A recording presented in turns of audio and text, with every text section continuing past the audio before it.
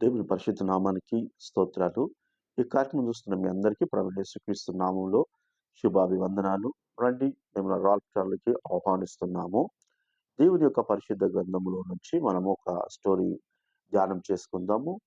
తప్పు చేయని యాకోబు. అందరూ యాకోబు మోసగాడంటే అతను ఏదో చాలా పెద్ద మోసం చేసిండని చెప్పేసి అందరూ అనుకుంటారు. కానీ వాక్యమును సరిగ్గా ధ్యానించినప్పుడు తప్పు చేయని యాకోబు దేవుడు నాకు చూపించిన ఈ యొక్క మాటను బట్టి ధ్యానించుకోవడానికి మనము సిద్ధపడదాము.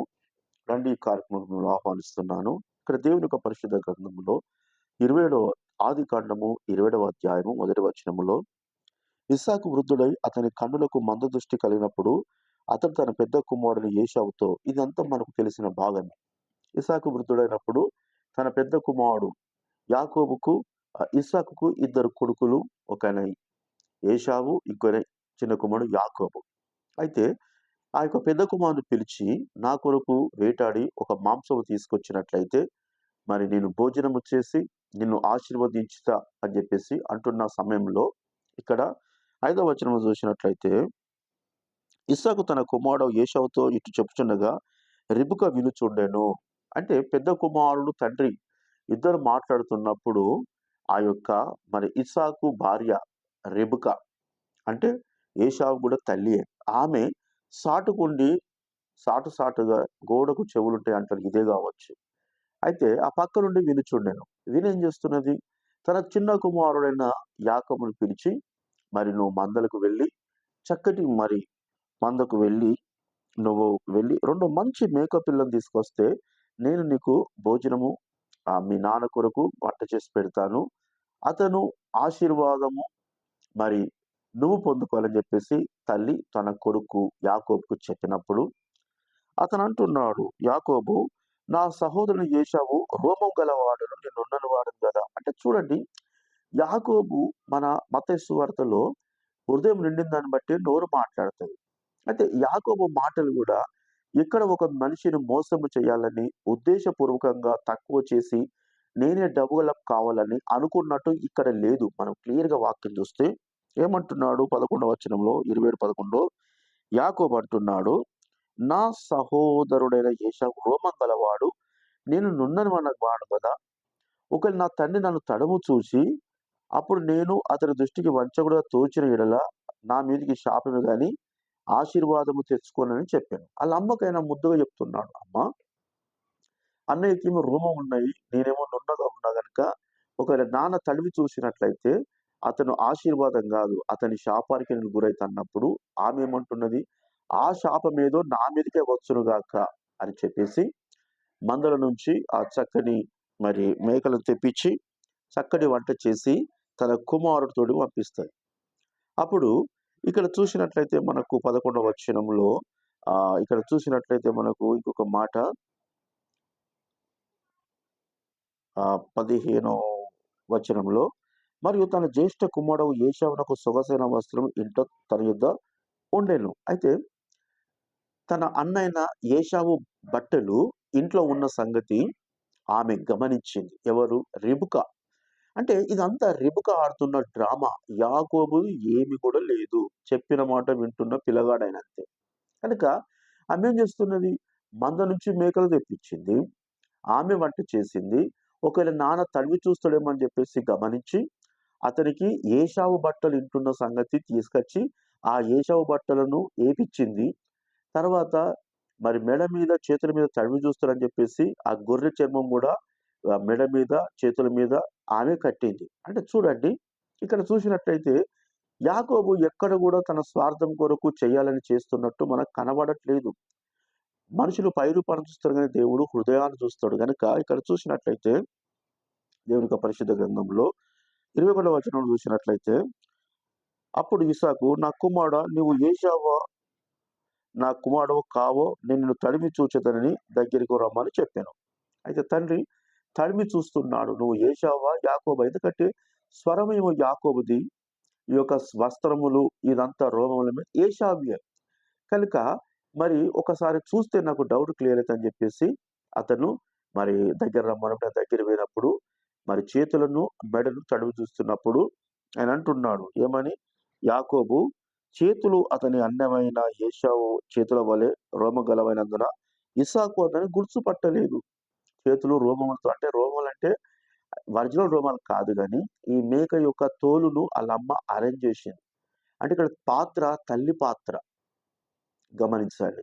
ఇక్కడ చూసినట్లయితే ఇక దేవుని యొక్క పరిశుద్ధ గ్రంథములో అతను మరి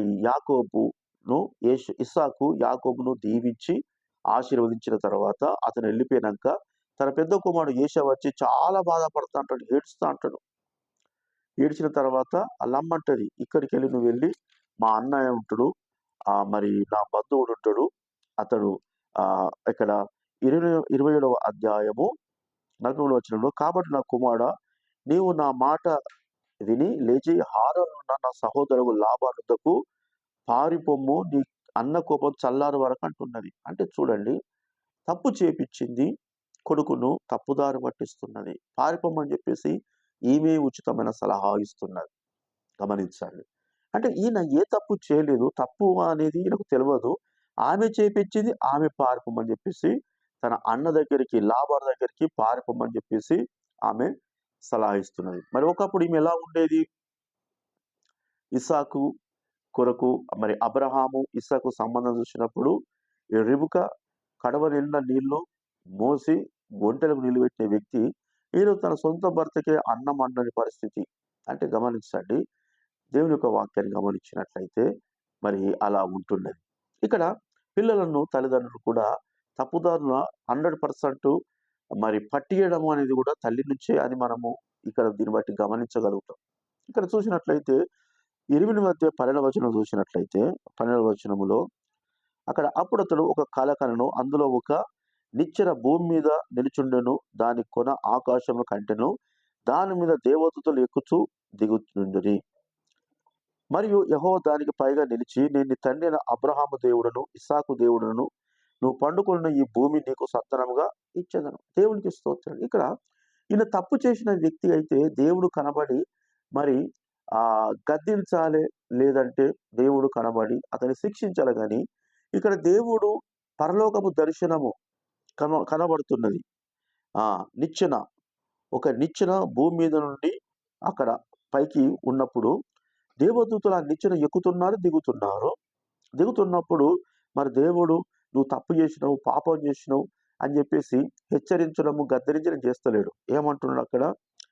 నీ తండ్రి అయిన అబ్రహాము దేవుడును ఇస్సాకు దేవుడను, నీవు పండుకునే భూమిని నీకు నీ సంతానముకు ఇచ్చేదని అంటున్నాడు. అంటే చూడండి, దేవుడికి కూడా తెలుసు యాకోబు తప్పు చేయలేదు కనుకనే దేవుడు ఏమంటున్నాడు, నీకు నీ సంతానముకు ఈ భూమిని ఇస్తానంటున్నాడు దేవుడే.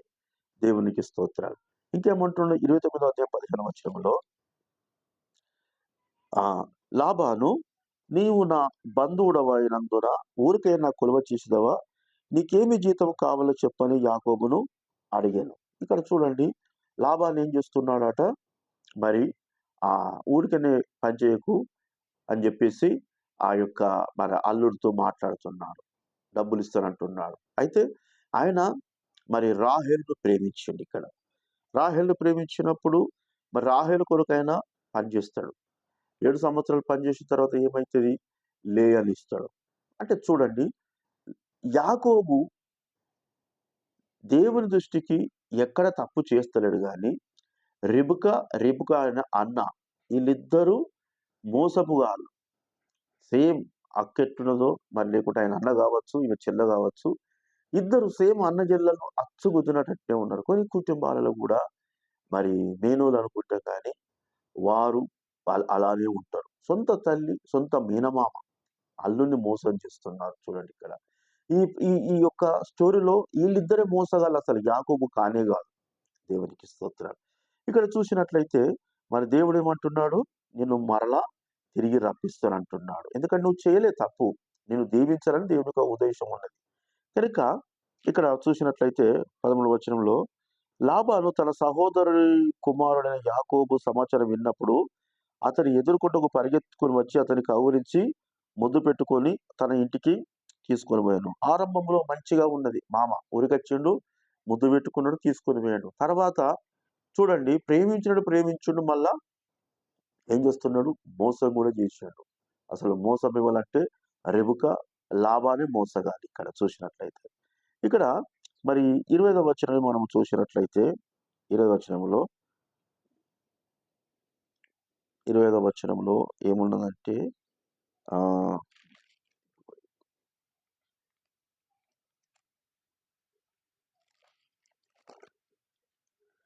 ఆహ్, ఉదయమందు ఆమె లేయను ఎరిగి అతడు లాబానుతో నీవు నాకు చేసిన పని ఏమిటి అంటున్నాడు.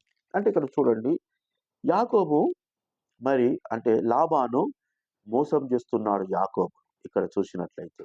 అదే విధంగా మనము 30వ అధ్యాయము 3వ వచనంలో చూసినట్లయితే అందుక దేవుని యొక్క పరిశుద్ధ గ్రంథాన్ని మనం గమనించినట్లయితే ఇక్కడ 31 వచనం అప్పుడు యెహోవా నీ పితరుల దేశమునకు నీ బంధువుల యొద్దకు తిరిగి వెళ్ళుము నేను నీకు తోడై ఉందునని యాకోబుతో చెప్పాను. అంటే దేవుడు ప్రత్యక్షమవుతున్నాడు. యాకోబు నిజంగా మోసగాడైతే దేవుడితో స్పష్టంగా మాట్లాడకపోవు. దేవుడు ప్రత్యక్షమవుతున్నాడు, మాట్లాడుతున్నాడంటే యాకోబు ఆయన ఉద్దేశపూర్వకంగా తప్పు చేయలేదని దీన్ని బట్టి మనకు రుజువవుతున్నది. ఇంకొక మాట మనం చూసినట్లయితే 31 అధ్యాయం 7వ వచనంలో కూడా మీ తండ్రి నన్ను మోసపుచ్చి 10 మార్లు నా జీతము మార్చెను అయినను దేవుడు అతనికి అని అంటే చూడండి ఇక్కడ లేయాను రాహేలును పిలిచి అంటున్నాడు మీ తండ్రి నన్ను ఆ నన్ను మోసపుచ్చిండు అంటున్నాడు. తండ్రి లాబాను మోసగాడు గాని యాకోబు మోసగాడు కాదు. 10 సార్లు జీతాన్ని మార్చిన వ్యక్తిగా ఉంటున్నాడు. అక్కడ రెబెకా, ఇక్కడ లాబాను అన్న చెల్లెలు కావచ్చు బహుశా మేనోళ్ళు. ఇంకా 31వ అధ్యాయంలో మనము 24వ వచనం కూడా చూసినట్లయితే 24వ వచనంలో ఆ రాత్రి స్వప్నమందు దేవుడు సిరియవాడ లాబాను వద్దకు వచ్చి నీవు యాకోబుతో మంచిగా గాని చెడ్డగా గాని పలకకము జాగ్రత్త సుమని చెప్పాను. అంటే దేవుడే లాబానుతో మాట్లాడుతున్నాడు. మరి లాబాను ఒకవేళ విశ్వాస అవిశ్వాస అని మనకు తెలియదు కానీ యాకోబు నిజంగా మోసగాడైతే ఇక్కడ యాకోబు మీద దేవుడు ఏదో ఒకటి ఎక్కి చెప్పాలి గాని ఇక్కడ దేవుడు ఏమంటున్నాడు స్వప్నమందు నీవు యాకోబుతో మంచి గాని చెడ్డ గాని పలకకమంటున్నాడు. అంటే దేవుడు యాకోబు హృదయాన్ని చూస్తున్నాడు. ఆయన హృదయపూర్వకంగా పాపము చేయలేదు. ఈ మనుషులు చేస్తున్నారు, అతన్ని వాడుకుంటున్నారు, ఆడుకుంటున్నారు జీవితంతోటి. కనుక ఇక్కడ చూసినట్లయితే 29వ వచనములో కూడా మీకు హాని చేయుటకు నా చేత నవును అయితే పోయి రాత్రి మీ తండ్రి యొక్క దేవుడు నీవు యాకోబుతో మంచి గాని చెడ్డ గాని పలకకమని జాగ్రత్త సుమని నాతో చెప్పనంటున్నాడు. అంటే చూడండి లాబానుకు దేవునితో సంబంధం ఉన్నో లేదు తెలియదు కానీ దేవుడు అతనికి ప్రత్యక్షమై చెప్పింది మాత్రము సాక్ష్యం ఇస్తున్నాడు. అంటే 100% ఈ యొక్క యాకోబు దేవుని దృష్టికి మంచివాడే. మంచివాడు కానిదే దేవుడు అంటున్నాడు కదా నీవు నాకు చెప్పక ఏమంటున్నాడు నీవు మీకు ఏమంటున్నాడు లాబాను మీకు హాని చేయుటకు నా చేత నవ్వును అంటే నేను ఏమైనా చేయొచ్చు కానీ దేవుడు నాకు చెప్పిండు అంటున్నాడు. అంటే చూడండి యాకోబు కొరకు దేవుడు చెప్పిండు. దేవునికి స్తోత్రాలు. అదే విధముగా మరి 29వ వచనం కూడా మనము చూసినాము కనుక 32వ అధ్యాయము మొదటి వచనం చూద్దాం. యాకోబు తన త్రోవన వెలుచుండగా దేవదూతలు అతన్ని ఎదుర్కొని యాకోబు వారిని చూచి ఇది దేవుని సేన అని అంటే చూడండి యాకోబుకు దేవుడు ప్రత్యక్షమవుతున్నాడు, దూతలు ప్రత్యక్షమవుతున్నారు, దేవుడు మాట్లాడుతున్నాడు. యాకోబు కొరకు దేవుడే సాక్ష్యం ఇస్తున్నాడు. అంటే యాకోబు నిజంగా మోసగాడైతే దేవుడు ఎందుకు ఇట్లా చేసును కనుక దేవుని ప్రత్యక్షత అక్కడ చూసినట్లయితే మరి నిచ్చెన దేవదూతలు ఎక్కడం దిగడం, ఇక్కడ చూస్తే దూతలచి ఎదుర్కోవడం. చూడండి 3 సార్లు దేవుడు దర్శించాడు. 2 సార్లేమో యాకోబుతో మాట్లాడు నువ్వు తల్లింటికి వెళ్ళుమని. ఇంకొకసారి ఏమో వాళ్ళ మామతోనే దేవుడు మాట్లాడిండు. చూడండి ఇక్కడ.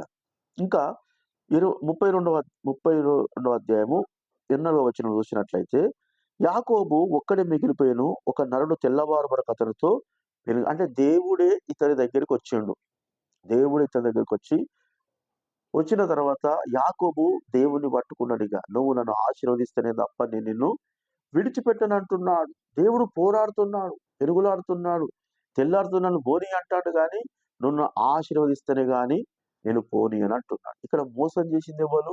రెబెకా మోసం చేసింది, లాబాను మోసం చేసిండు. కానీ ఇక్కడ నీ పేరేమంటే నా పేరు యాకోబు అని ఈయన చెప్పుకుంటాడు. కనుక దేవుడు ఏమన్నాడు, నువ్వు సరిగా చెప్పినావు అంటే 100% నువ్వు చేయాలని చేయలేదు.